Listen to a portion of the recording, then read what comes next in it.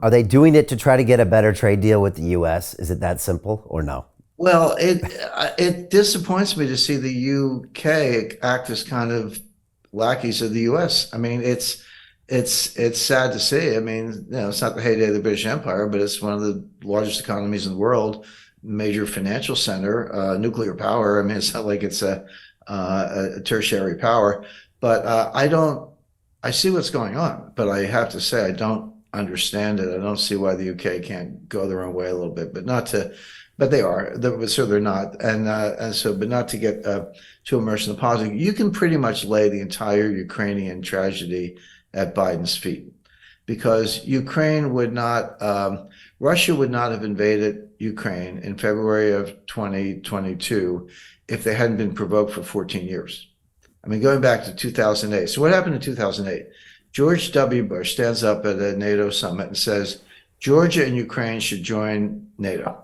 He just said that. Three, 3 months later, Putin invades Georgia Yeah, during the and takes, Olympics, right? During the Olympics, I think, right? yeah, well, that's right, 2008 Olympics. So Bush says Georgia and Ukraine should join NATO. Putin almost immediately invades Georgia and takes the place over. It's like, were you not paying attention? Did you not get the message? And we had the global financial crisis and a lot else. So fast forward to 2014, what happens? They have an election in Ukraine. A pro-Russia, pro-Putin president wins. You can debate, election. How high quality was the election? You can say I don't like the guy, but he won. There actually was an election, and within months, the MI6 and CIA, working with neo-Nazi elements in Ukraine, and they've been there since the Second World War, overthrow the guy. They basically, they had the Maidan Square color revolution, so-called, which is Yeah. all orchestrated by the intelligence agencies. They got snipers, they're killing people. The anti-Russian Ukrainians were doing the killing. And then the guy flees for his life, goes to Russia, and the U.S. installs a puppet. And wasn't Soros funding Vice to go there and cover it in the Central Square? And Correct. uh, Yeah, and Victoria Nuland's behind the whole thing. She's like got blood, coming out of her mouth. I don't know. Um, but so so Putin's like, wait a second, we had an election, the pro-Russian guy wins, and you stage a coup, de facto coup, and kick him out and put in a puppet. So what does Putin do next? He invades Crimea, or annexes Crimea, takes it over. So it's like, okay, Georgia should join NATO. He invades Georgia. Ukraine should join NATO. We just had a coup. He takes over Ukraine. Are you not paying attention? You, meaning the West, US, UK, are you not paying attention to what's going on here? And then they sponsored, anyway, without getting, they sponsored attacks on the Russian speaking part of Ukraine, et cetera.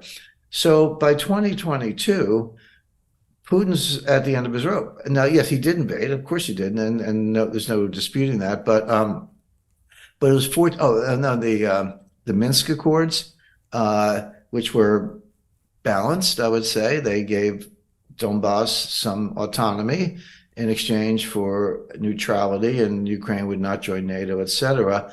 But Angela Merkel was later quoted as saying that was always a joke. We never intended to honor them. And Putin's feeling like a sucker at this point, which he kind of was. So, in other words, how many times can you poke the tiger in the eye before the tiger strikes? And that's the question. So, yeah, Russia invaded. I get it. But it was 14 years of provocation. And now they're playing for keeps. I just want to alert everyone to an important video that you've just recorded that will not be available to the public. Here, you discuss the upcoming geopolitical shockwave of what you call the most significant development in international finance since 1971. But then you explain how anyone can position themselves to profit from this crisis. Our viewers can access that video at londonreal.tv/Jim, and I highly recommend that everyone go watch that immediately after our conversation. The U.S. wanted this war because they were, and they are, delusional. They're like, yeah, bring it on, because Russia will be depleted. They'll get killed. They'll use up their armaments. They'll deplete their arsenals, their inventories. They'll spend a lot of money. We'll throw sanctions on them like crazy. They'll go broke. The Russians, there'll be unrest in Russia. We'll get rid of Moscow, or sorry, we'll get rid of Putin, and we'll go all the way to Moscow and put Russia back where they were in the 90s with Boris Yeltsin and a bottle of vodka before breakfast. None of that has played out. Everything I just said, that was the goal. And they say so. Again, I'm not breaking into safes in Washington. They say these things. But every one of them has turned out to be the opposite. Here's what's actually happening. Number one, World Bank, not exactly a Russian puppet. They're pretty much controlled by the U.S., projects Russian growth this year at 0.7%, but it's been revised upward. Now go back to early 2022. What were they saying? Russian economy is going to collapse. It's the end of the ruble. Biden is like, we're going to bury the ruble. No, the ruble did dip from 70 to 140 for about a minute, and then it got back to 70, and then it got too strong. It was 50 to 1, whereas at the beginning of the war it was 70 to 1. Elvira Nabiullina, who's the head of the Central Bank of Russia, for my money, the only central banker who actually understands her job, actually had to cut interest rates, not raise them, but cut them, because she was worried the ruble was getting too strong. And today it's around 70, which is what it was where the war began. So the ruble is unchanged in a year and a half. So the ruble is doing fine. The Russian economy is growing, will probably outperform the U.S. economy this year. We'll see how it plays out, but I expect a recession in the U.S., no recession in Russia.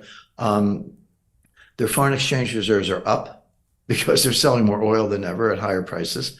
And inflation is totally under control. So the Russian economy is, if not thriving, it's doing pretty well, and Germany's in recession, Japan's in recession, the EU just went into a technical recession, the US is headed that way, may already be, and the Russian economy is growing without inflation. So much for burying Russia's economy. But beyond that, Putin put the whole economy on a war footing. I mean, I studied World War II. Victor Davis Hanson has a great book called The Second World Wars, plural, but he has like 2 pages on Stalingrad and a page and a half on D-Day. The whole book, because there were thousands of books written on all those subjects, his book is about industrial production behind the war effort and how Henry Ford turned assembly lines from Fords to B-29s almost overnight, and how the Wehrmacht, they were the most lethal force in World War II. They would kill 2 or 3 Russians to 1 German on the Eastern Front, except Stalin, he killed 3 million, and Stalin would send 3 million more and 5 million more. And finally, at a certain point, the German general said, wait a second, we're in over our heads here. We can't, we can keep killing them, but they keep coming. But between Lend-Lease and being on a war footing, they just outproduced Germany. 15,000 bombers a month versus 3 or 4 that Albert Speer could produce. Well, the same thing's going on today. Putin put his economy on a war footing. We did not. And so we're the ones seeing the arsenals depleted. The British are sending the Shadow, I forget the exact name, Shadow missile. The U.S. is sending Patriot missile batteries. Guess what? The Patriots don't work against the Russian Iskal hypersonic missile. They can shoot down cruise missiles. That's what they were designed for. But the Russians aren't shooting cruise missiles. They're shooting hypersonic missiles, and they're blowing up the Patriots. So the other day, Zelensky said, we need more Patriots. Yeah, that's because we sent you 3 large batteries, or $1 billion a piece, and one of them's destroyed, and the other 2 are on the way to being destroyed. Hey, it's Brian Rose, founder of the DeFi Academy. I've told you, my 4-week crypto bootcamp is amazing, but don't take my word for it. This is what my students are saying. The DeFi Academy was an amazing experience for me. It took me totally out of my comfort zone. In this course, I was challenged, I was held accountable, and pushed to do things that honestly weren't always easy. It's been phenomenal, and I can't believe we're already up on our 4 weeks. It has flown by. Going through this DeFi accelerator by far was one of the best courses I've taken. You do this course, you really get into the nitty-gritty of the activities that will make you comfortable with decentralized finance. Thank you so much to Brian and everyone at London Real and the DeFi Academy for even putting together an amazing course like this. Anybody else that wants to do it, please sign up. It is well worth the money.